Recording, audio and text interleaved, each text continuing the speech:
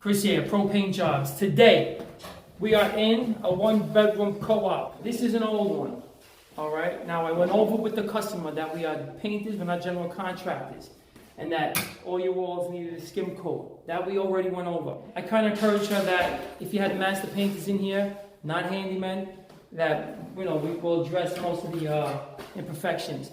There's paint everywhere. I mean, there's drips. Let's go around. There's drips. There's imperfect patchwork here that's just buried under layers of paint. Roller marks everywhere. There's red paint on the floor. The trim is a mess. We walk in these situations. This is what you get in New York City. And then you have these walls chipping off. We're starting to clean them off. And then this thing we walked into, and it was actually primed with semi-gloss. So we're gonna prime this down with a real primer before we put some mud in there. Everything needs to be caulked. Everything's chipping out. God-awful paint job that was done here. Walls chipping away. So we're walking through, we're scraping. We're gonna bring a nice 60 grit sandpaper to this wall when we're done with the repair work.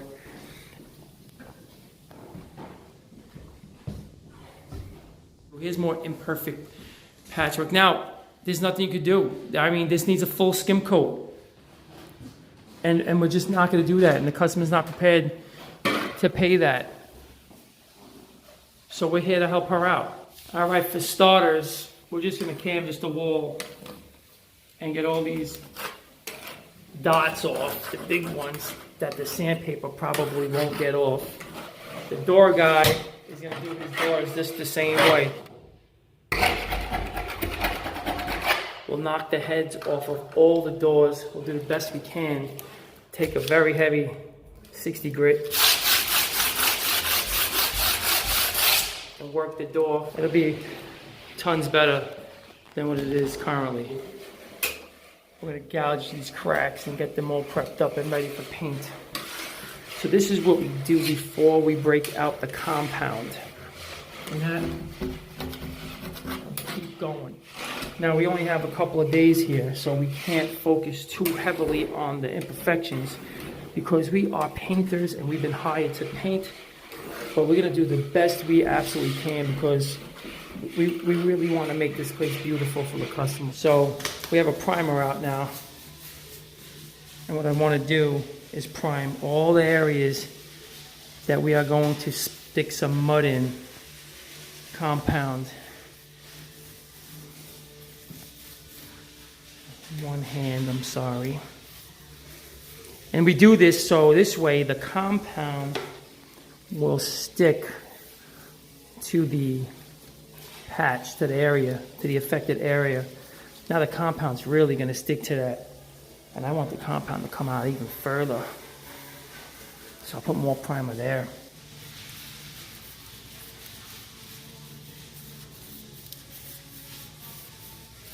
We are going to prime every bare area, including bare metal on the door frames. All right, I'm about to make a mix and start getting on those walls. So I don't like mud pans. That's a good way to get dirty mud. I just don't like it. I like mixing here. It's quicker, it's easier. You can control it better. This is the way it should be done.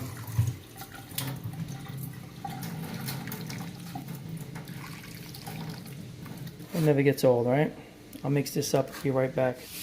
Mud is all ready. Come and get it. Got the mud. We'll just walk around, do a first coat on all these places that we prime, especially. We're using 20-minute mud. That's what I always use anyway. So,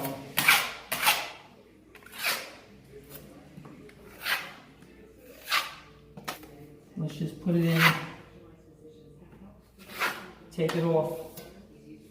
That's my technique, and that's how you get your best finish. Ironically here though, we're not looking for the best finish because the whole wall is so choppy and so wavy that we actually don't want our patchwork to be that visible, and the only way it really will be that visible is if it's absolutely perfect. So in these cases where these walls are just torn up, like this, there's a lot of room for error. So you don't have to worry too much about getting such a smooth finish. It's in my nature though. I don't know how to not get a smooth finish.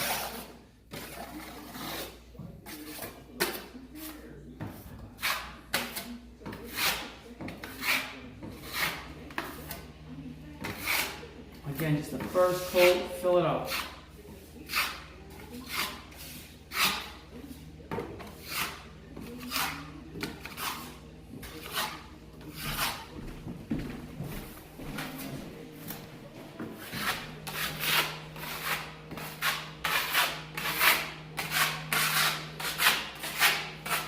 I see a whole bunch of cracks. Just want to kind of put it everywhere. And if each room takes me 10-20 minutes to walk around and get all that stuff, it's worth it, especially for the customer. The paint will cover some things, but it definitely won't cover everything. So there, that's what I'm doing. I'm going around. All of this stuff is going to get multiple coats anyway.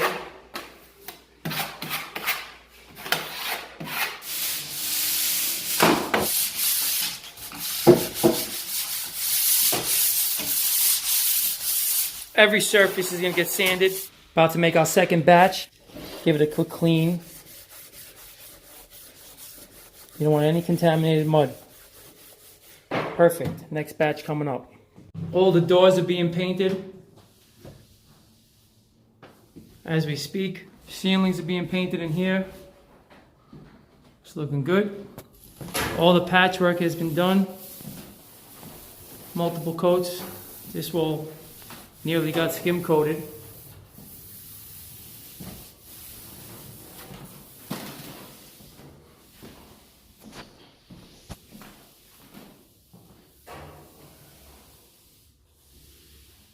Patches everywhere.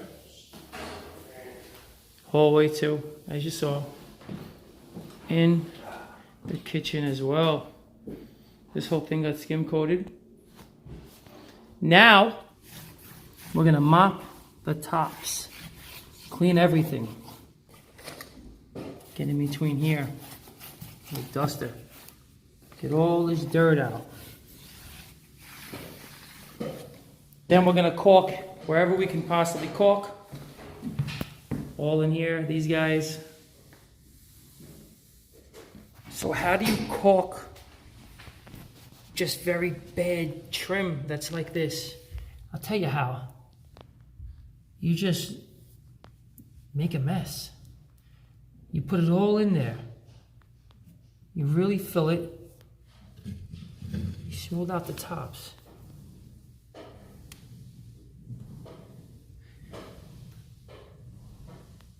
Already, what a difference.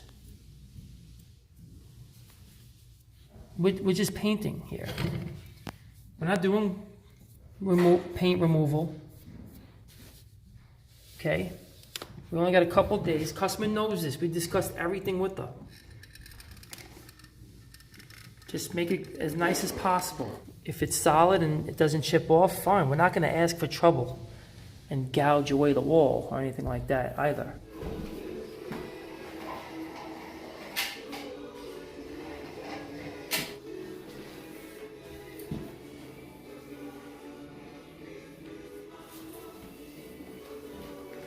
Day one in the books. We did a hell of a lot of work today. We did all the repairs on all the walls. This was that trouble area that was primed with semi-gloss at first. Looks great, looks amazing. Very pleased with the outcome today. Very pleased with the amount of work that we were able to do. We don't break, we go right through. If we stop to have a lunch, it's breaking momentum and we'll probably get tired and full and we probably wouldn't do as much. Got to keep the momentum going. All in all, very productive day, and I'll see you later. We're back. Today we're just going to be cutting and rolling for the most part. If we see any areas that we can fill up, we're going to fill it up. Get some mud going, some caulk. Customers can be here later to check it out. Can't wait. I leave a pile there. If I see any holes, I just go fill it up. I don't have to keep running back and forth to get the caulk gun.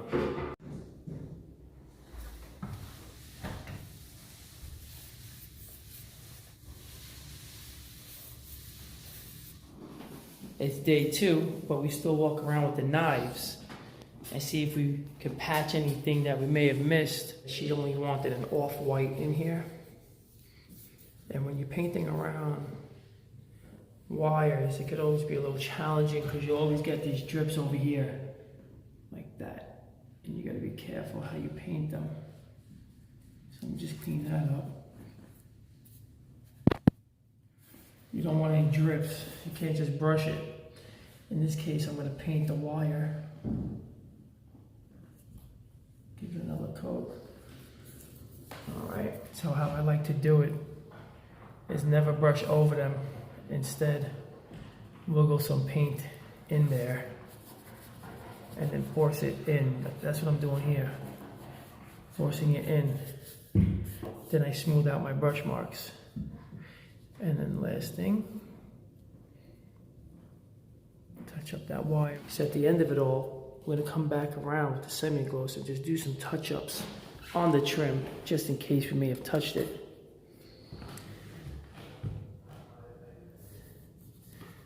Wiggle it in. That's what I wanna do. Okay, sneak up behind that wire. Very important. I always talk about a versatile brush and how important it is that your brush can fan out. And I like to push it in slow motion. That's what I'm doing. Pushing. See my puddle? I keep it and I keep pushing it in. Then when I get here, I don't just roll over it, brush over it. I wiggle it in just to get it in, because I don't want to brush over it and then it'll start to drip. Final brush mark, very smooth. Forgot to paint the wire. And I will come back to check these nails to see if any drips came or developed, and then I just brush them away while it's still wet.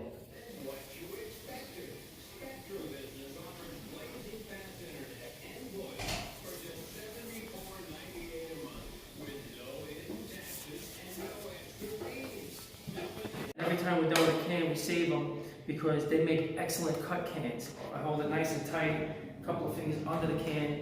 I wrap my thumb around the handle, and you can walk around, and it's very easy. At the end, when I'm finished, I'll just pour the cut can back into the original paint, and I'll scrape it out, and we'll use it again the next day. When we're rolling, we're using a 14-inch microfiber 3/8 inch nap roller. First of all, you never start in the corner. Put your paint on the wall, then work it into the corner.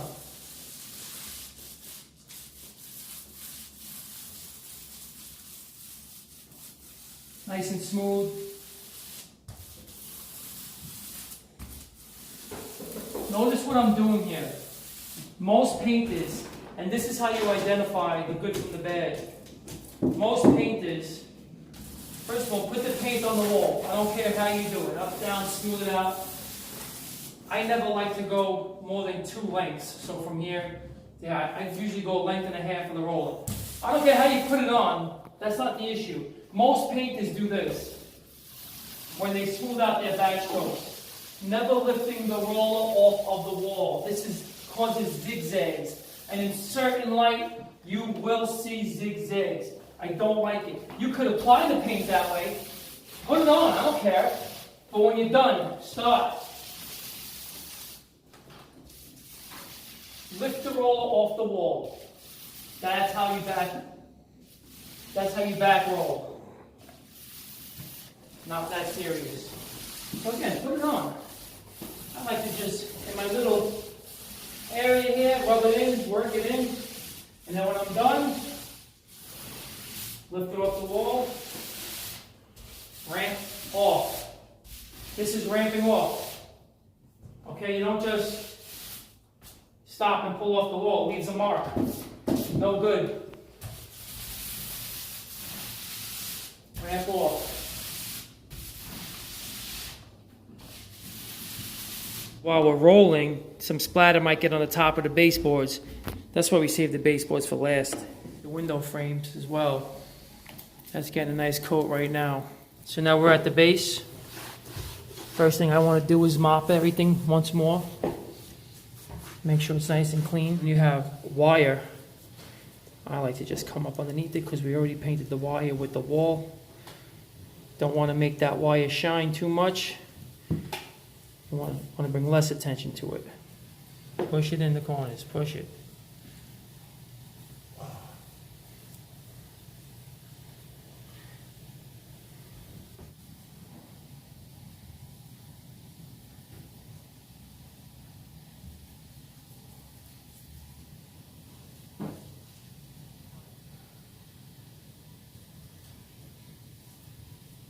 Always wiggle your brush, especially on heavy textured choppy walls like this.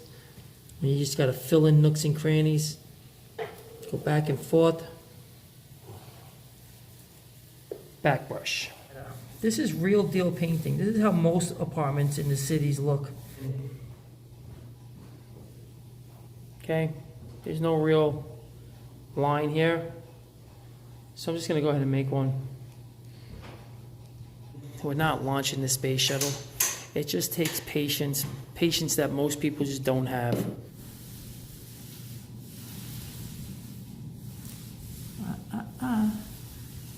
Need to wiggle a little more there if you noticed. People who aren't experienced, who don't understand how tedious it could be, they're just not prepared for it mentally. And, you know, be careful out there where you hire.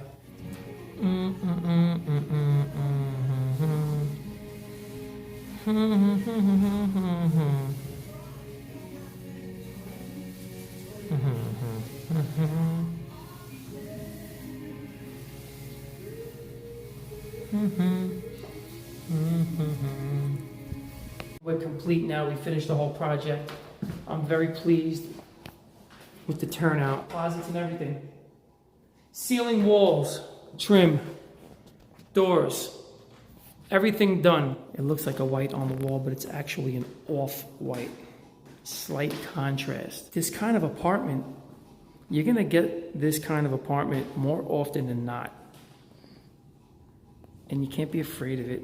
Every block you drive up and down, there's old buildings, and all these buildings have these apartments in them that's been painted a million times. And just have to know how to approach it. Again, we're not here to skim coat. We're just here to paint. We do go the extra mile, and it's really not difficult for master painters to go the extra mile. A few master painters, what we could do in an hour is amazing. So you don't penny pinch anyone, you just work hard and you get it done. Now, only professionals have that mindset. And don't worry about the face plates. The customer's replacing every one of them. They all had paint on them. But the mindset of a professional, it's easy when you see extra work. You don't panic. You don't get overwhelmed. That is usually the trait of a side hustler, a handyman, building superintendent. Now, that's not to say the work is hard. Absolutely not. We're not launching the space shuttle here.